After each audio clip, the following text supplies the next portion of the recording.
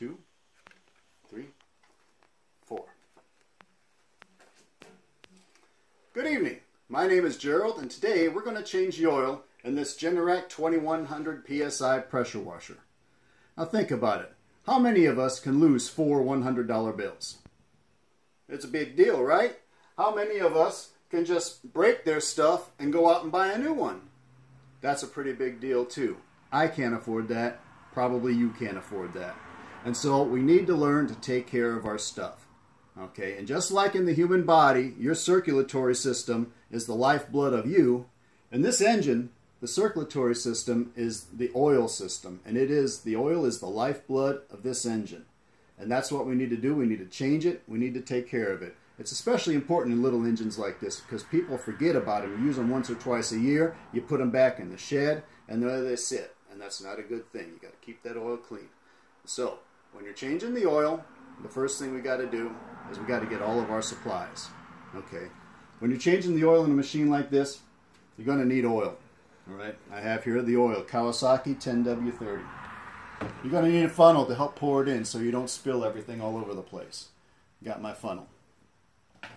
You're going to need a wrench of some type to take the drain plug out. The drain plug is right here. I'm using a 1/2-inch socket.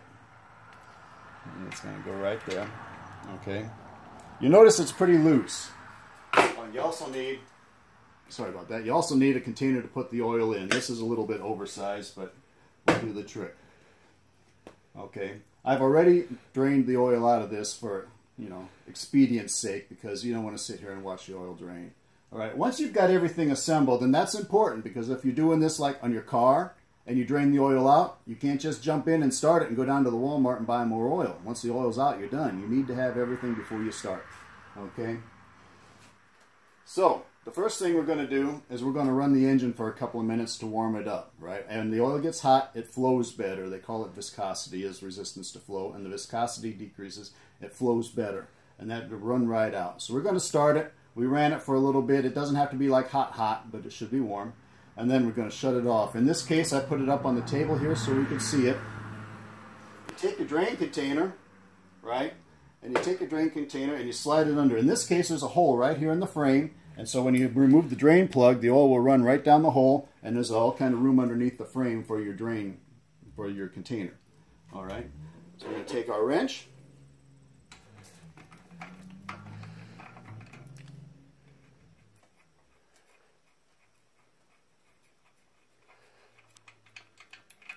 Remove the drain plug, set it where we won't lose it, and let the oil drain out.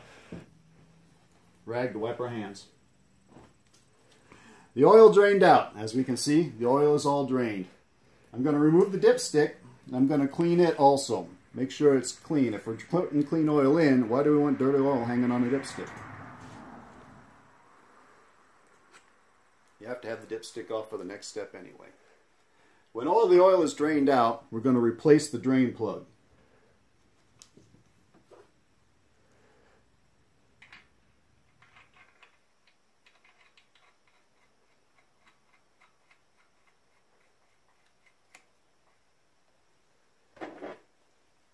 And tighten it up just a little.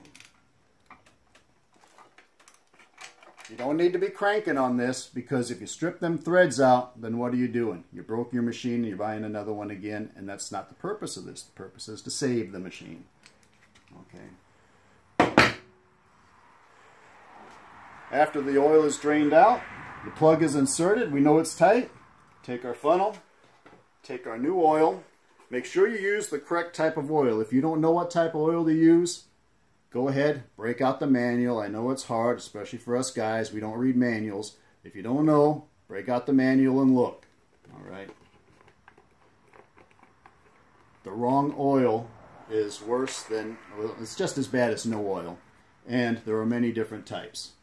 Put the funnel in the drain plug, and we start to fill it up.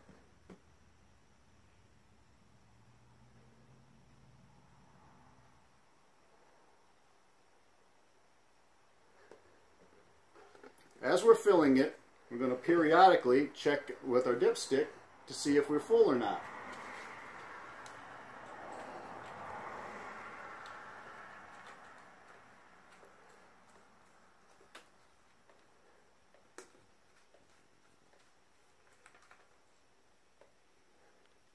and the oil is about halfway up the dipstick already. So that was pretty good timing for me.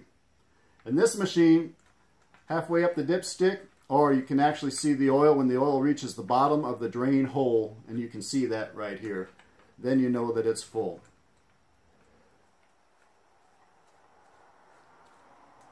Replace the drain plug and cap our oil bottle already.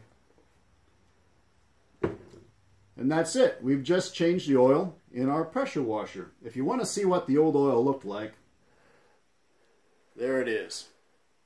Pretty black and nasty.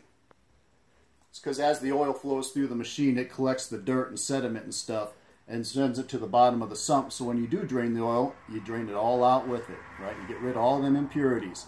Just like the blood takes all the impurities out of you, that does it for the machine. Okay.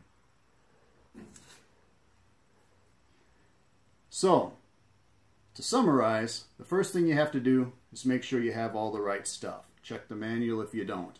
Okay? And the next thing, warm it up, drain the old oil, put the cap in, put the plug in, open the dipstick, fill it up, close the dipstick, you're done.